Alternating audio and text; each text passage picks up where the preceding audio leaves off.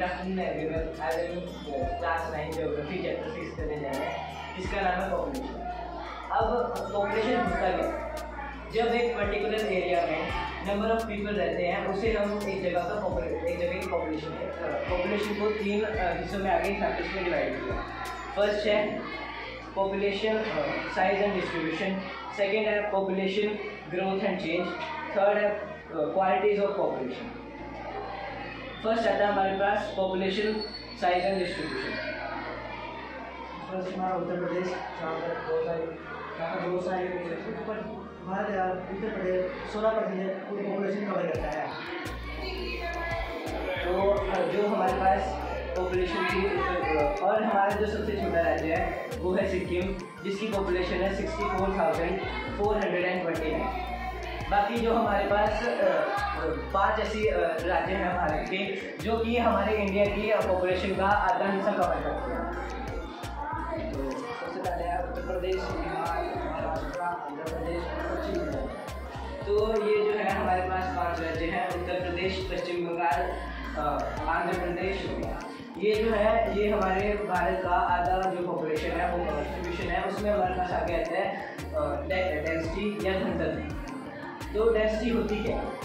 जब एक square kilometre में जितने लोग रहते हैं उसे हम बोलते हैं डेंसिटी। और जो भारत की जो नॉमिनल डेंसिटी है वो है 382 पर्सन पर स्क्वायर किलोमीटर। और सबसे ज़्यादा डेंसिटी है बिहार में, वो है 1102। और सबसे कम जो डेंसिटी है वो है अरुणाचल। जो सेंसिस है वो हर 10 साल बाद होते हैं, और जो पहले सेंसिस हुए थे वो थे 1880 में। तो अब हमारे पास जो हमारी जो डेंसिटी थी वो सबसे ज़्यादा बिहार की थी और सबसे कम थी अरुणाचल। सेंसिस में से 2001 की सेंसिस को अगर हम माइनस करेंगे तो उससे जो हमारा है वो हमारे पास एब्सोल्यूट नंबर आ जाएंगे। और एनुअल ग्रोथ रेट है मतलब उसका परसेंट। थर्ड है हमारे पास माइग्रेशन हमारे पास 2 तरह की है। माइग्रेशन में हमारे पास आती है एक इंटरनल माइग्रेशन, एक होती है इंटरनेशनल। हमारे पास हेल्थ, किसी भी कंट्री की जो हेल्थ फैसिलिटीज़ है वो बहुत अच्छी होनी चाहिए। हेल्थ फैसिलिटीज़ होने की वजह से जो हमारा डेथ रेट है वो कम होगा और पॉपुलेशन में। Now will be taking up the questions, right? Anybody has a question? Yes. First complete census कब हुआ था? मैंने बोला 1818 में फर्स्ट सेंसस हुआ था, बट वो अनसक्सेसफुल था, वो कंप्लीट नहीं था। बट जो 1881 में हुआ था वो एक कंप्लीट और successful census. Anybody else has a question? Yes, please. जनसंख्या वृद्धि और जनसंख्या परिवर्तन में क्या अंतर होता है? जनसंख्या वृद्धि और वही मैंने बताया था, जो पॉपुलेशन चेंज है और पॉपुलेशन ग्रोथ में डिफरेंस होता है। पॉपुलेशन ग्रोथ मतलब एक कंट्री की पॉपुलेशन बढ़ना, सिर्फ बढ़ना ग्रोथ कह सकते हैं, और जो चेंज है वो घटना भी हो सकता है और बढ़ना भी हो सकता है। ये इनके बीच में सबसे बड़ा डिफरेंस। मेरा एक क्वेश्चन था कि जो सेंसस होते हैं वो जनरली कितने साल बाद करवाए जाते हैं? 10 years। ओके। और अगर हमने चेंज इन पॉपुलेशन निकालना है तो वो हम कैसे निकालते हैं? जो हमारी लास्ट टाइम सेंसस हुई थी, जैसे 2011 की सेंसस, और जो हमारी उससे पिछले वाली हुई थी 2001 की सेंसस। अगर हम 2011 में से 2001 की सेंसस को अगर हम माइनस करते तो उस टाइम पे जो हमारे पास जो हमारी पॉपुलेशन ग्रोथ है वो आती है। एक मेरा सबसे इम्पॉर्टेंट क्वेश्चन ये है, which is based on now the critical and creative thinking which is not part of your book. So my question to you is कि ऑफ लेट ये बात बहुत ज़ोरों से चल रही है कि we are going to surpass China and become number 1 in population. What do you think can be done by the government, and do you think this situation is alarming? क्या ये जो स्थिति है ये एक गंभीर विषय है सोचने के लिए, और क्या आपको लगता है कि जल्द से जल्द इसके लिए कोई कदम उठाने चाहिए? हम ये नहीं सोच सकते कि अगर पॉपुलेशन में ग्रोथ आ रहा है और वो चाइना से ऊपर चली गई तो इसका मतलब ये नहीं है कि वो हमारे लिए बुरी चीज़ है। हम उसे पॉजिटिव वे में भी ले सकते हैं।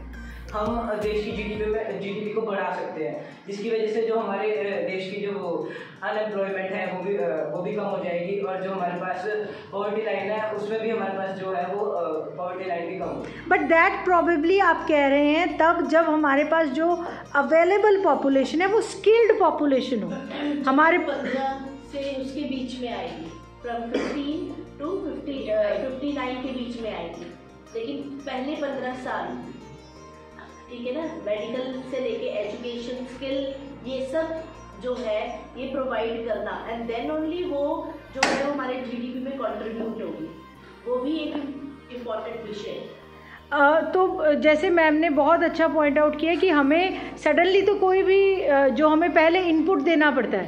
एक हाईली पॉपुलेटेड कंट्री में पॉलिसीज़ को इम्प्लीमेंट करना आसान होता है या मॉडरेटली पॉपुलेटेड कंट्री में आसान होता है पॉलिसीज़ को अप्लाई करना? Moderate population. तो आपके हिसाब से भी देश में कदम उठाने जाने चाहिए जनसंख्या के कंट्रोल के लिए?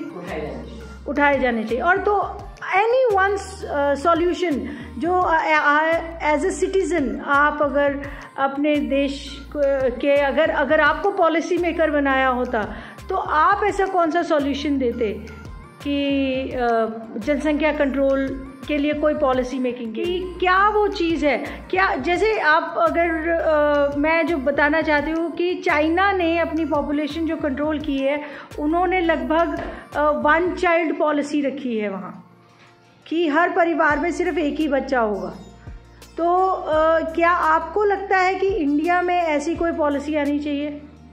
अगर पॉपुलेशन बढ़ रही है और उसका हम पे गलत प्रभाव पड़ रहा है तो उसकी वजह से हमें ये पॉलिसी बनानी चाहिए। ओके, तो आप लोगों में से किसी के पास कोई इनपुट कि पॉपुलेशन कंट्रोल करने के लिए क्या किया जा सकता है? मैं कुछ बोलना चाहती हूँ, जैसे कि हम सब हर किसी को बच्चे तो चाहिए ही होते हैं, तो हमारे पास अनाथ बच्चे भी तो हैं, हम उन्हें भी गोद ले सकते हैं और पॉपुलेशन को जो है वो रोक सकते हैं। That's a very very good thought, please she deserves a clap.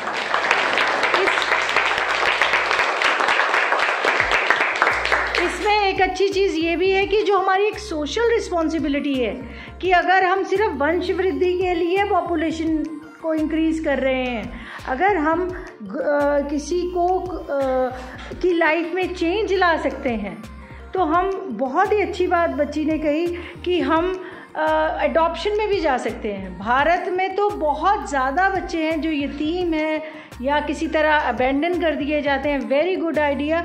और even government should bring the policies, मुझे जहाँ तक लगता है, जिसमें अडॉप्शन को प्रमोट करना चाहिए, ताकि अगर even if they have 1 child, अगर कोई ऐसी वर्किंग क्लास के लिए वो पॉलिसीज़ लेके आते हैं कि अगर वर्किंग क्लास जिनके एक बच्चा है और वो दूसरा अडॉप्ट करते हैं तो उन्हें किसी ना किसी तरह से कोई वो मिलने चाहिए, बेनिफिट्स मिलने चाहिए। So very well done. Any other question और any other input you want to give?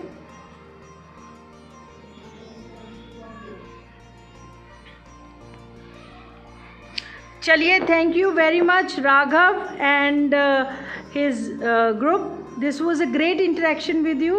Thank you to our SST department for coming here and for motivating the students, and thank you all for listening to them attentively.